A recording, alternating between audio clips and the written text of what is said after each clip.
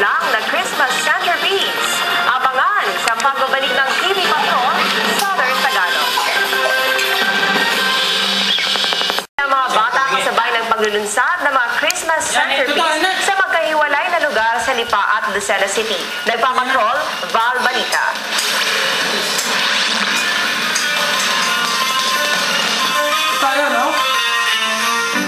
Nobyembre pa lang, ramdam na ang Pasko sa Christmas centerpiece na ito na binuksan sa isang mall sa Lipa noong Sabado. Christmas balls ang naging tema ng centerpiece ngayong taon.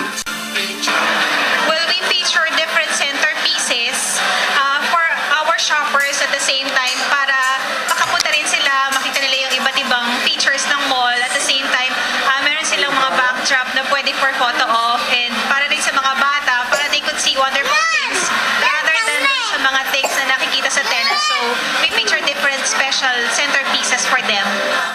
Ang mga nanood, tuwang-tuwa sa iba't ibang grupong nagtanghal ng mga awiting Pampasko. Ang mga bata naman, may kanya-kanya ng Christmas wish.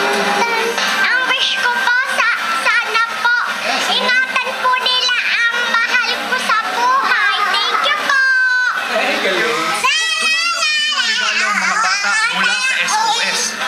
First, si SOS kasi is talagang tinutulungan namin siya. At the same time, yung kids sa SOS, dito rin sa community natin. So, we prioritize din SOS. That's why. Samantala, sa Lucena City, giant Christmas tree ang naging tema ng Christmas centerpiece. Pinasaya naman ng mga batang ulila na sa kanilang mga magulang. Pero hindi lamang pampisikal na kagandahan ang hatid ng mga dekorasyong ito.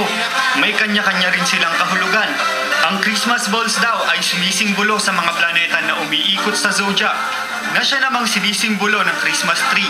Ang pulang Christmas ball umano ay sumisimbolo naman ng pagsasakripisyo ni Jesus. Val Balita, Patrol ng Pilipino. Kapamilya